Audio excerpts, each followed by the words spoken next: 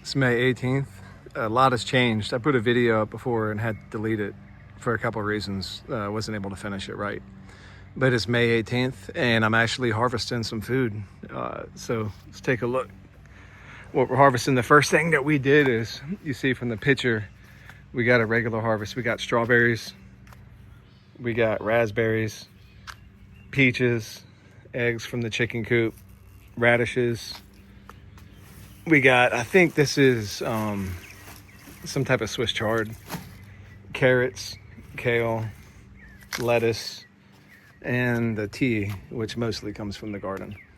But everything is starting to come together now. We look on the left side of the driveway, not much has changed. Peach tree, it's got tons of peaches, but they're still small. And as you can see from this peaches, these right here, these are pretty large, and I'm already harvesting these from the backyard. And this is the white kale and clay powder on it. And just to give you guys an idea, let's see, where was that one at? The ripeness. You see the water coming out? Okay. I'm gonna try not to walk and eat because it's rude.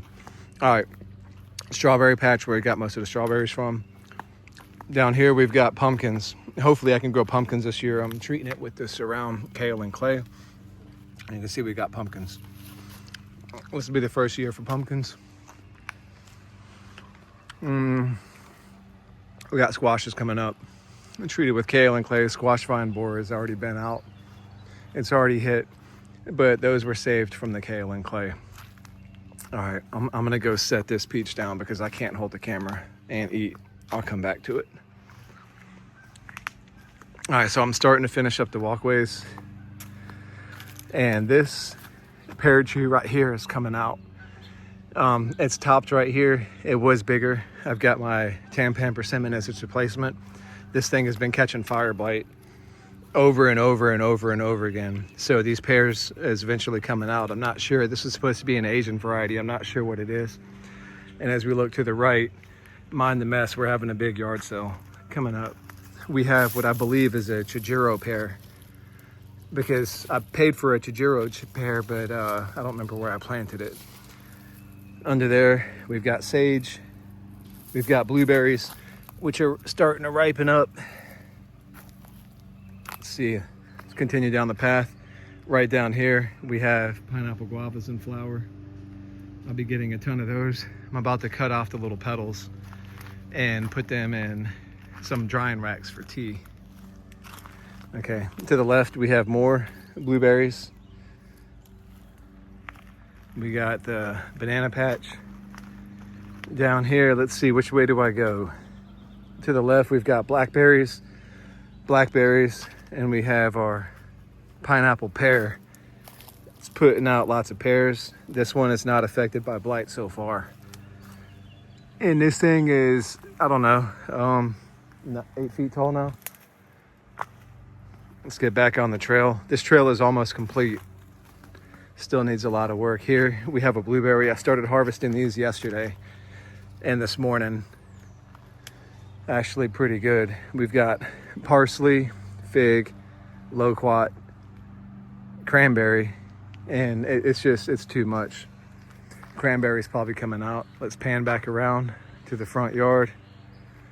Now, as we head down to the right, I did hand pollinate my pawpaws this year from the wild, and take a look at it. There is no doubt that I'm getting my own pawpaws this year. Check that one out. We look over here. What more? What? Man, look at these things. I am getting pawpaws this year. And then down in the back of my neighborhood, there's a creek and a stream that runs way over, and we're starting to put out, you can get part of it back here. We're starting to plant little pawpaws along the river. Another pawpaw here. We have potatoes all over the ground and sunflowers. We've probably got 50 sunflowers planted. We've got pink lemonade blueberry. Here is our Honey Crisp apple tree. It's got apples on it, but I'm not too sure about this Honey Crisp. I don't mind the wilty dead leaves like this, but it's starting to get blight, and I've been pulling blight branches off of this thing. I don't know what this is. This isn't too big of a concern. You know, you look at the top new growth. New growth is great. It's pretty. So down here, I'm not too worried about, but when the blight takes the branch, I get worried. So underneath them, we've got nasturtiums all over the yard. My mother got me into planting nasturtiums. We've got another pawpaw tree. I've got about 20 pawpaws planted throughout the yard. And here you can see how I'm laying my walkways. I'm throwing down charcoal, crusher run, stones, and then more crusher run around it to help feed the soil. All right, more apples. This one catches blight a little bit too. Not as bad, but this one might stay. I'm not sure. We got another potato plant in flower. This is the back side of that pawpaw tree. This thing has got to be 12 feet tall now. I don't know how it's growing so fast. Man, that is insane. And again, I saw somebody with a video talking about sun damage with them little spots. Man, I ain't worried about that. Rosemary getting so big, it's like falling down. I'm starting to propagate that. Cherry tree right here. We passed the other cherry tree. We have another pawpaw. We have Nikita's gift persimmon. And on this side of the yard, in the front yard, it's still undeveloped. As you can see, the trail needs to come back up and wind through here and cut through. We've got a blueberry here. I lied to you guys, these loquats, they did not fruit. They held fruit until about April, and then they dropped everything. It was dead on the inside. So don't know what I'm gonna be doing about these loquats, but they might not be staying. We'll see. And we have, it looks messy, but we've got squash, raspberries, potatoes, another pear tree, our second pineapple guava. Now, the front yard is starting to turn into a jungle, but it's not really a jungle until I can walk under everything. So, Fothergill, we've got all kind of stuff planted up through here. We've got kale going to seed. This will be my seed for my kale next year. Again, we have the pineapple guava, which will be loaded down with fruits. And again, sunflower, Elysium. But the sunflowers, it's hard to tell. You know, you got 1, 2, 3, 4, 5, there's 6, 7. There's so many, you just can't see them yet till they start blooming. All right, again, a little harvest. Let me get a sip of the tea.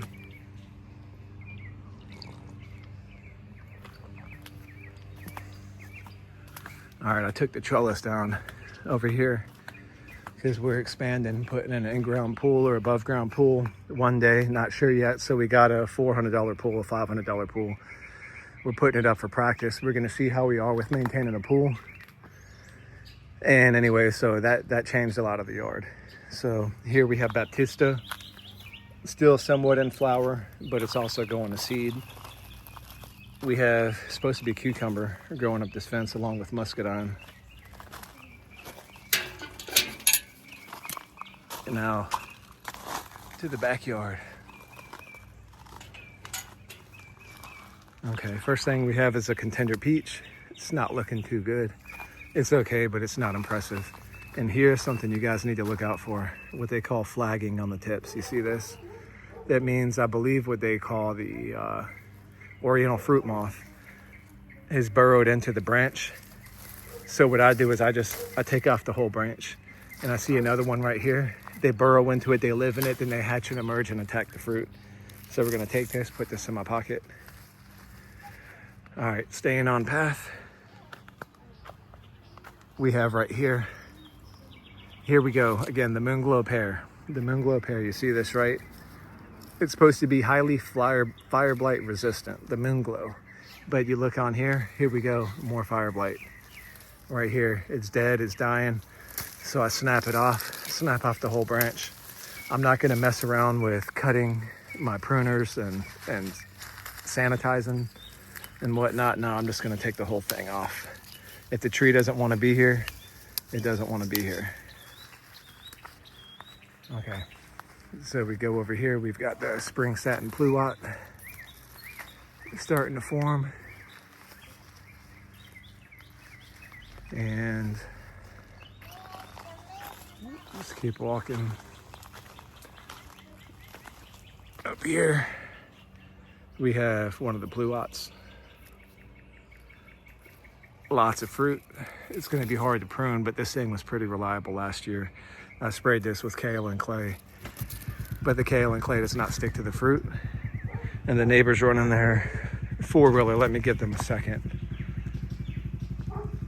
So we've got the spring set and pluot, and right next to the spring set and pluot, I figured this was coming out with a Liberty apple. So let's see, 1 second while she gets that machine. Okay, here on this side we have blackberries, tons of blackberries. Let's get back on path. So as we walk to the we look to the right, we have blackberries, tons of blackberries. Look to the left, blackberries. Look to the right, and here's that peach tree where I'm pulling my first harvest from. So you look up in the air, again, this is the kale and clay, the clay powder. It's supposed to be completely safe, non-toxic, but I do still rinse it off in the house. So you look up and it's just kind of magical. You know, you see peaches and peaches and peaches. This is our first, I think it's the early Alberta peach. It's the first peach tree that fruits. And what I do is I come by and I grab a little feel and I see if any of them are soft. And if they're soft, I pop them off and take them inside, and they're definitely getting soft. I just started harvesting these, and that's why I took a bite of that one on the back of my truck. But anyway, tons of peaches on the first Alberta. I'm sorry about that little hiccup with the four-wheeler. I had to take it a little slow. So as you come in through the backyard again, we've got the spring satin pluot, which is coming out, and it's being replaced with the Liberty apple. Liberty apple has had no blight this year yet. So we have this big peach tree here. As we walk down underneath this one, you notice there's some small ones. This is right next to the standard Alberta peach. So as we walk down the trail, you got to duck your head down because there's more peaches straight up ahead. And not only that, you've got blackberries, more blackberries coming into the ripening. So one peach tree, second peach tree coming up with so many peaches. I'm sorry about moving the camera. Then you come to the left, and then we have a second plum cot tree. I'm not sure what plum cot this is, but the fruits are growing. The pests are still on it, but it's going to give me a good little bit. Okay, so again, we're going to continue walking past the blackberry, and as we look to the left, we have another Baptista fell over. But look at this, the giant Fuyu persimmon. This thing is big, and persimmon after persimmon after persimmon after persimmon. I'm going to see what it drops. I'm going to thin them out. I said before I was going to keep them on there to slow the growth of the tree down so it doesn't get so wispy and fallen. But at the same time, the weight of the fruit is going to drag it down if I don't pull it off. And that's what these strings are for. They're pulling on the persimmon because it's wanting to curl and turn over. So we've got raspberry. We've got another, what is this, sunflower. And right next to the sunflower, we have right here an Izu persimmon tree. I had a big pluot tree here. You can see the trunk. It rotted. It eventually died. It lost everything. So it's being replaced by this Izu persimmon. Entrance to the chicken run. Again, we had this long sideways run down here. That is a store-bought watermelon. I've not harvested mine yet. And then we come to the left, and then we have our 4 baby hens. We have this one on top of the coop. It should not be up there. I don't know what it's doing.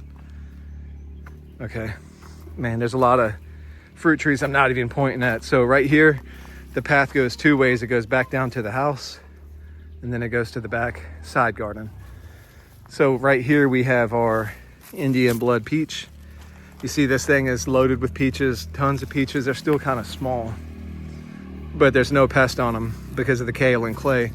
So I've decided I may keep all of my peach trees and just treat with kale and clay. The kale and clay does not stick to the plums. It does not stick to the plum cots, but it sticks to the peaches very easy.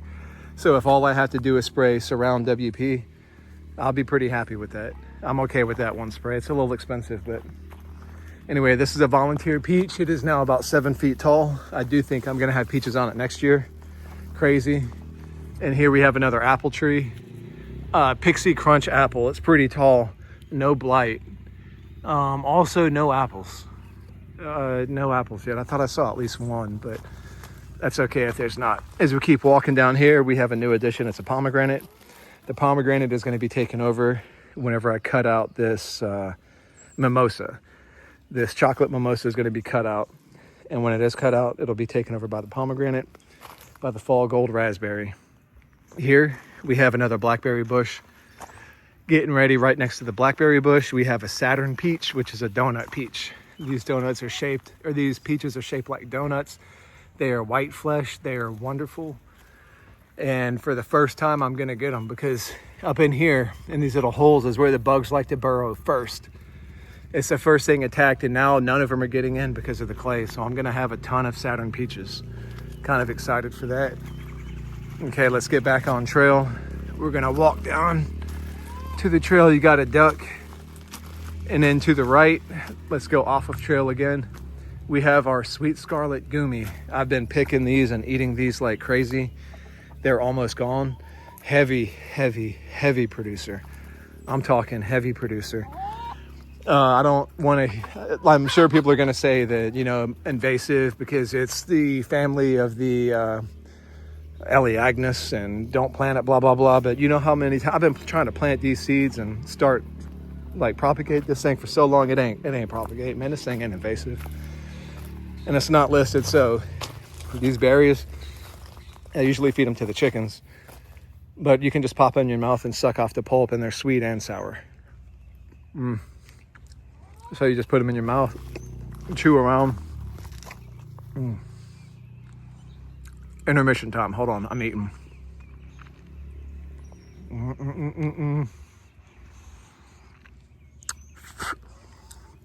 And then you have the seeds. And this backyard was nothing but grass. Now look at all the shade. Look at all the shade. Not only that, when you look up in the air, look at this, man, food. Look, pears just hanging out the air. And then you got shade in the summertime when it is hot as whatever out here in everybody else's yard because they got no trees. Like, look at everybody else's backyard, no trees, but look at mine, shade. And each of these bad boys are fruit trees. Look at all that shade. I could be up on here all day just smoking, chilling, not worrying about a thing. Okay. Here we have an apple tree that I grafted onto the pear. The graft took. I'm surprised. And we have another apple tree behind this pear tree because I thought I was going to be cutting out this Orient pear. But this Orient pear has had blight, but it's fighting it off. And it's not reoccurring, so I may keep the Orient pears. Oh, look at all that. There's a big open hole here in the ground. So what happened? I removed two of my biggest trees. One was this bubblegum plum, this Toka bubblegum plum. That's because it had tons of holes in it. It was being attacked by some type of stem borer. It was so weak, the tree dropping all the fruit, it looked ugly. So, and this thing was a monster. Look at this thing. It was a Toka bubblegum plum. It's never done well since it's been here. And then this year, full of holes all up and down the side, or the stem, the trunk leaking sap. It had to go. So in its place, I planted a pawpaw tree, but the pawpaw tree just died. I should have gave it some shade, whatever, it is what it is. But right next to it, right here, we have another pawpaw tree. It's not looking too good. I've transplanted it like 6 times. So we'll see. And the same thing over here. You see all this chopped up ugliness, all this construction? It's because they're right here. I was sad to do it, but this was my elderberry. You see it's already sprouting and trying to come back. But this, I didn't realize how invasive these things could be with their roots running up under the foundation of the house. And I didn't realize it until I've got this elderberry here.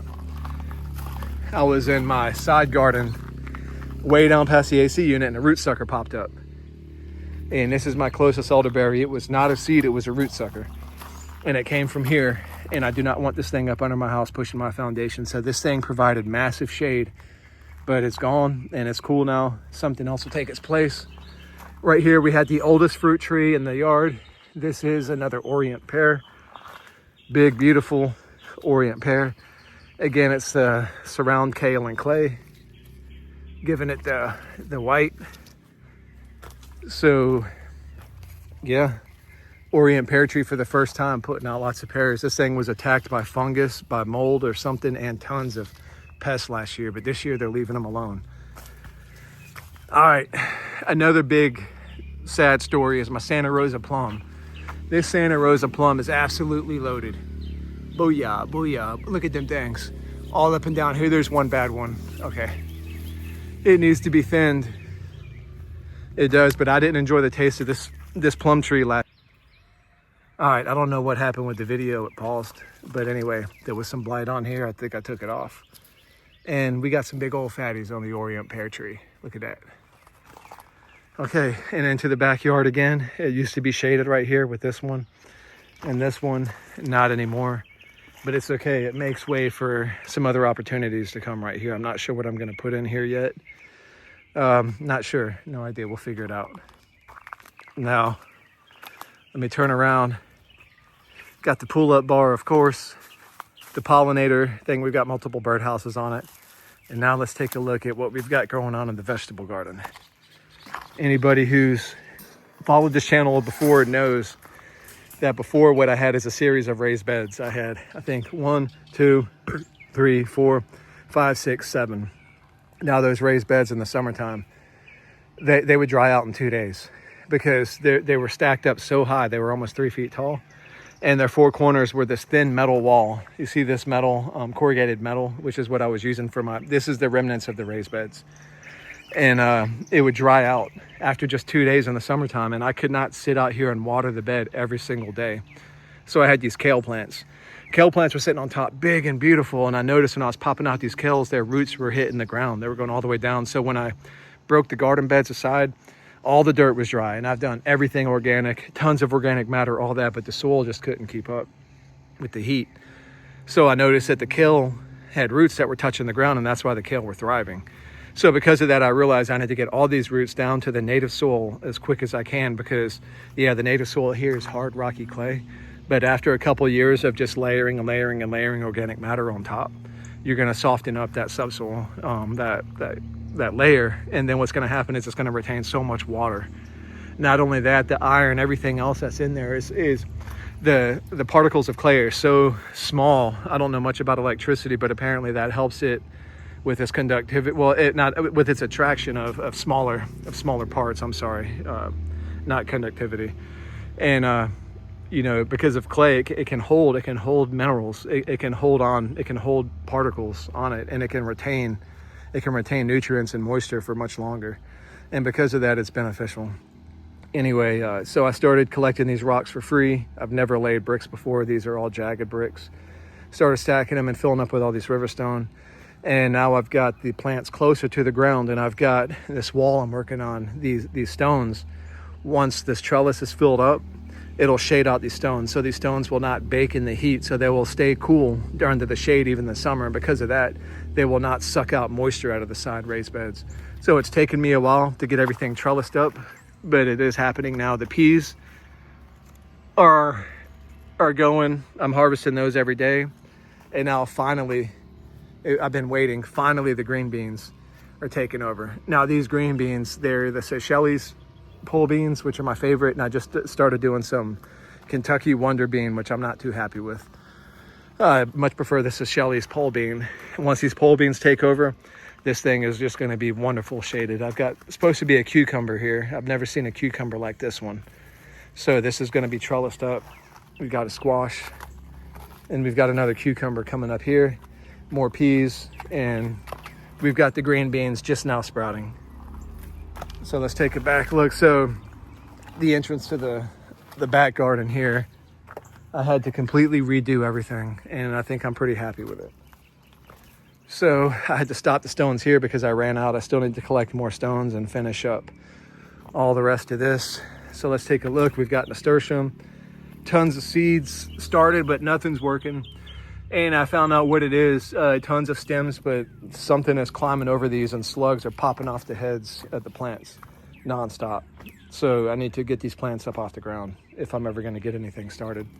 All right, anyway, Ichikajiro persimmon tree, a couple persimmons. We've got the back, it looks ugly. I just put up all the carrots. The carrots were looking rough. We've got fava beans. All kind of stuff in here. We've got kale. The corn's coming up. This looks like a raspberry shoot. I don't want a raspberry shoot in my garden, but look at that root. So it's easy as that. You see the raspberry bush? I didn't even go over that. Full of raspberries down here. Sending off shoots. You pop the shoot up, you have another. Look at that thing right there. I'm not going to put this in the ground. I probably could. Nah, I'm going to wait. I'm going to chill off on the raspberries and blackberries for a little bit because those things are just monsters. Okay, now to finish up the veggie bed. I'm not too good at growing veggies, but these veggies are growing themselves pretty well. You can't see the walkways anymore because they're all covered. So let's finish this up. Get this under 27 minutes because nobody's going to watch a 30-minute video. Nobody's going to watch a 20-minute video. Okay, so my method was lay down good soil and just throw the seeds out before the heavy rains came. So here's lettuce that you saw us harvesting. Tons of lettuce. We got this lettuce in. We're actually getting sick of lettuce now. This is one lettuce patch. And then if you look, we've got our succession lettuce planted right here, and in the shaded, because all this stays shaded. It doesn't get sun during the summer. So we've got our first lettuce patch here, blueberries. And then here we just have all the usual. We've got potatoes, we've got green beans, we've got chard, onions. Over here, garlic, same things. Over here, fava beans, still growing. And after we leave the lettuce bed, we go into the Chinese broccoli. This is, my girlfriend is eating this up before I can even get any. So I did a small patch. It should have been a bigger patch. Chickens love the leaves. Kids and the girlfriend love the fruit. Here we go. Not really fruit. So they look like little mini asparagus is sort of mixed with broccoli. So that's it. You just take the whole thing, chew it up. Oh, it's good. Another blueberry bush. And then once we leave the Chinese broccoli, we have another lettuce. It hasn't always looked like this. It was always close to the ground, but it's still very, very, very good lettuce. No bugs. No bugs at all. Look at this. And I swear no sprays except the kale and clay. And it's not on any of my veggie beds except by accident. I don't spray anything, no neem oil, no nothing. And no bugs are on these lettuce, but I'm sure the bugs are coming. Okay. After the lettuce bed, oh shoot, again, more blueberries. We have bush beans getting ready to flower. These are the dragon tongues. Then we have onions. Never grown onions, don't know what to do with these onions. Just regular. We have a peach tree. Now these, I don't like beets. This whole row is beets. I don't like them. I'm not beets, radishes. Radishes, I do like beets. But these radishes are wild. These things are everywhere and these things are big. You saw them on the video or on the main picture. So as I keep staying on the garden trail and come back around, fava beans, we have carrots mixed up in with the radishes. It seems to be working. And here we have more fava beans. I enjoy the fava beans. First year making them, the kids like them. Well, the girlfriend likes them. And then we have corn growing up all along the side. And it's tucked in this L shape or this U shape because it needs a brace in case the wind comes to blow it over. So this is all popcorn, rainbow popping corn, whatever. So let's head back and get a real quick view.